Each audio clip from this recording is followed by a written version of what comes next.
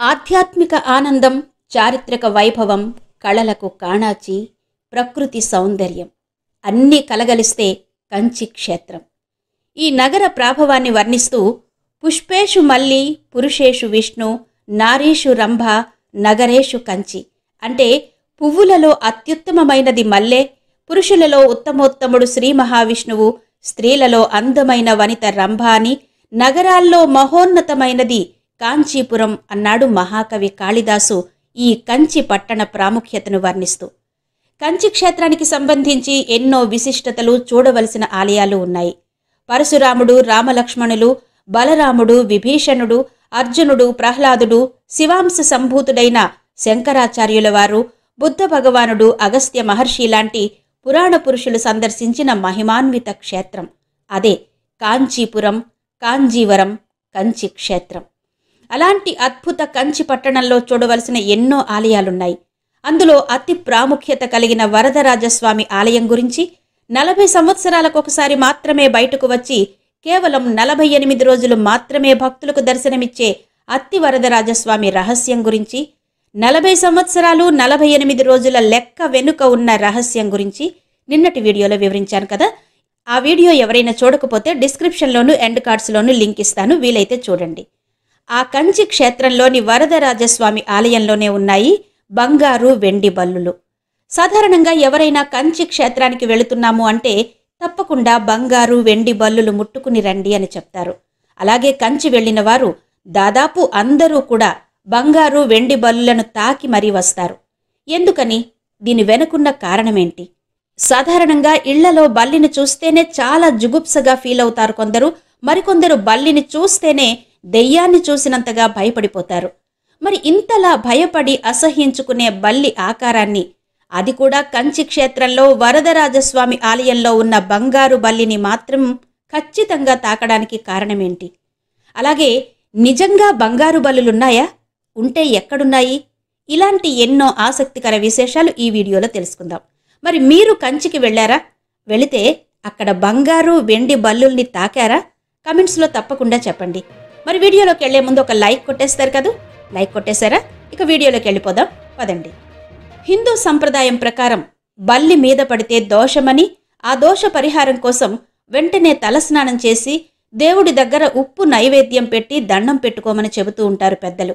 అలా బల్లి మీద పడినప్పుడు పసుపు నీరు చల్లుకుంటే ఆ దోషం పోతుందని మరికొందరు చెప్తారు. అసలు బల్లి మన శరీరం మీద ఒక్కో భాగం మీద పడితే ఒక్కో రకమైన దోషం ఉందని, ఒక్కో రకమైన ఫలితం కలుగుతుందని, ఆ కారణంగా ఎలాంటి ప్రమాదాలు ఎదురవుతాయో చెప్పే బల్లి శాస్త్రం కూడా ఉంది. ఇక జ్యోతిష శాస్త్రం ప్రకారం ఇంట్లో తూర్పు దిశ నుంచి బల్లి శబ్దం చేస్తుంటే రాహుగ్రహ ప్రభావమని అర్థం చేసుకోవాలని, తూర్పు వైపు బల్లి శబ్దం చేస్తే అనూహ్యమైన, భయంకరమైన అశుభ వార్తలను ముందుగానే మనకు తెలియజేస్తున్నట్టు అర్థం చేసుకోవాలని జ్యోతిష నిపుణులు చెప్తారు. అయితే అసలు ఈ భయాలేవీ అక్కర్లేదని, శరీరం మీద బల్లి పడిన వారు కంచిలో ఉన్న బంగారు బల్లి, వెండి బల్లి ముట్టుకుని వచ్చిన వారిని ముట్టుకుంటే బల్లి పడిన దోషం పోతుందని పెద్దవాళ్ళు చెబుతారు. కంచి వెళ్ళినప్పుడు బంగారు, వెండి బల్లులను తాకితే అంతకుముందు బల్లిని తాకిన దోషాలు కూడా పోతాయని చెప్తారు. మరి కంచిలో ఉన్న ఆ బంగారు, వెండి బల్లులకు అంత విశిష్టత ఎందుకొచ్చిందో దాని కథ ఏంటో ఇప్పుడు తెలుసుకుందాం. గౌతమ మహర్షి ఆశ్రమంలో 2 శిష్యులుండేవారు. వారు గురువుగారి దేవతార్చనకు కావలసిన పుష్పాలు, ఫలాలు, నీరు ఇలాంటివన్నీ కూడా ఏర్పాటు చేస్తూ ఉండేవారు. ఒకరోజు వారు పెట్టిన నీటి పాత్రలో ఒక బల్లి పడింది. ఇది గమనించిన గురువుగారు ఆగ్రహించి, దేవతార్చనకు కావలసిన వస్తువులను సమకూర్చడంలో కూడా ఇంత నిర్లక్ష్యంగా ఉన్నారు, కాబట్టి మీ తప్పుకు శిక్షగా బల్లులుగా పడి ఉండండి అని శపించారు. కానీ ఇది తాము తెలిసి చేసిన తప్పు కాదు, కాబట్టి తెలియక చేసిన తప్పుకు మమ్మల్ని క్షమించమని వేడుకున్నారు శిష్యులు. శాంతించిన గౌతముడు కాంచీపురంలోని వరదరాజ పెరుమాళ్ ఆలయంలో బంగారు, వెండి బల్లులుగా ఉండమని, సూర్యచంద్రుల ప్రతిరూపాలుగా బంగారు, వెండి బల్లులుగా ఉండి భక్తులకు దోష నివారణ చేయాలని, అప్పుడు మీకు శాపం నుంచి ఉపశమనం లభిస్తుందని చెప్తారు. దాంతో ఆ శిష్యులు అదేవిధంగా పెరుమాళ్ ఆలయంలో బంగారు, వెండి బల్లులుగా స్వామిని ప్రార్థిస్తూ ఉండిపోతారు. కొన్నాళ్లకు వారికి మోక్షం లభించింది. ఇక సరస్వతీదేవి నుంచి శాప విముక్తి పొందిన ఇంద్రుడు పెరుమాళ్ ఆలయంలో ఈ బల్లి బొమ్మలను ప్రతిష్ఠించారనే కథనం కూడా ప్రాచుర్యంలో ఉంది. నాటి నుండి ఇక్కడ వారి రూపాలను అంటే బంగారు వెండి బల్లులుగా ఏర్పరిచి వాటిని తాకిన వారి సమస్త దోషాలు పాపాలు తొలగిపోయి ఆరోగ్యవంతులవుతారని వరం కూడా ఇచ్చారట.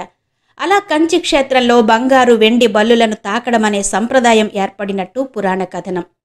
మనమేదైనా తలుచుకుంటున్నప్పుడు బల్లి పలికితే అది నిజమవుతుందని కూడా ఒక నమ్మకం ఉంది ప్రజల్లో. అది పలికినప్పుడు కృష్ణ కృష్ణ అని అంటూ ఉంటారు. చాలా గుడుల గోడల మీద బల్లుల చిత్రాలు మనకు కనబడతాయి.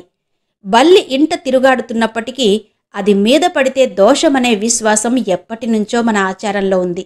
అలా బల్లి పడినప్పుడు భయపడకుండా కంచి ఆలయంలోని బల్లిని తలచుకుని స్నానం చేసి ఇష్టదేవతారాధన చేయడం వలన ఆ దోషం పోతుందని కూడా చెప్తారు. అయితే ఇలాంటి సంప్రదాయం దేవుని కడపలో కూడా ఉంది. ఇక్కడ ఈ క్షేత్రంలో ప్రసిద్ధి చెందిన లక్ష్మీ వెంకటేశ్వర స్వామి ఆలయంలో అమ్మవారి మందిరం పైకప్పుకి 2 బల్లులు చెక్కబడి కనిపిస్తూ ఉంటాయి. అమ్మవారిని దర్శించుకోవడానికి వచ్చిన భక్తులు ఈ బల్లులను తాకి నమస్కరిస్తారు. అలా చేస్తే కంచిలోని బల్లుల మాదిరిగానే ఇక్కడ కూడా అప్పటి వరకు బల్లులు మీద పడడం వలన దోషాలేమైనా ఉంటే అవి తప్పకుండా నివారించబడతాయని స్థల పురాణం చెబుతోంది. అయితే పురాణ కథల వరకేనా లేక బంగారు బల్లులు నిజంగానే ఉన్నాయా అంటే నిజంగానే బంగారు బల్లులు ఉండేవట. సూర్య తేజస్సు మాదిరిగా ఉండే తేజస్సుతో ఉండే ఈ బంగారు బల్లులు ఒకప్పుడు నిజంగానే ఉండేవట. వాస్తవానికి బంగారు బల్లులు చాలా అరుదుగా కనిపిస్తాయని, ప్రస్తుతం ఆ బంగారు బల్లి అంతరించిపోతున్న జీవుల జాబితాలో ఉందని చెప్తారు శాస్త్రవేత్తలు. గతంలో శేషాచల అడవుల్లో ఎక్కువగా కనిపించే ఈ జీవులు ఇటీవలి కాలంలో కనుమరుగైపోతున్నాయని, దాదాపు అంతరించిపోయాయని చెప్తున్నారు శాస్త్రజ్ఞులు. రాతి గుహలు అధికంగా ఉన్న ప్రాంతాల్లో ఈ బంగారు వర్ణం కలిగిన బల్లులు కనిపిస్తూ ఉంటాయి.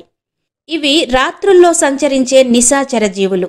బంగారు వర్ణం పోలిన ముదురు పసుపు, లేత పసుపు రంగులో మెరిసినట్టు ఉంటుందని చెబుతున్నారు శాస్త్రవేత్తలు. రాతి గుహలు వాటి నివాసానికి అనుకూలం.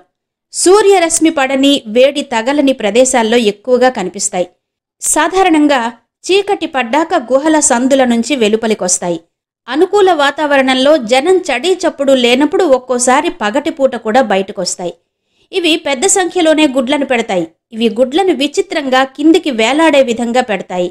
ఈ గుడ్లను పాములు, క్రిమికీటకాలు తినేస్తుండడంతో ఇవి అంతరించిపోయే జాతుల్లోకి చేరిపోతున్నాయని శాస్త్రవేత్తలు చెబుతున్నారు. పాపికొండలు, అభయారణ్య, గోదావరి పరివాహక రాతి ప్రాంతాల్లో చాలా వరకు బల్లులున్నట్టు అటవీశాఖ అంచనా వేసింది. ఈ బంగారు బల్లుల్లో కూడా 2 జాతులున్నట్టు అటవీ అధికారులు చెబుతున్నారు.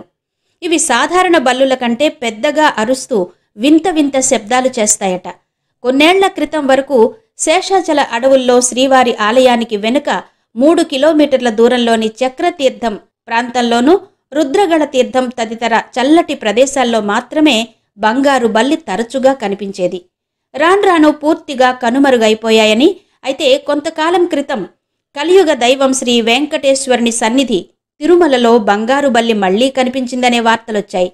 తిరుమలలోని చక్రతీర్థం వద్ద బంగారు వర్ణంలో ఉన్న ఒక బల్లి కనిపించిందని, దాన్ని చూడ్డం కోసం భక్తులు తండోపతండాలుగా అక్కడికి చేరుకుని దానిని చూడడానికి ఎగబడ్డారని వార్తలొచ్చాయి.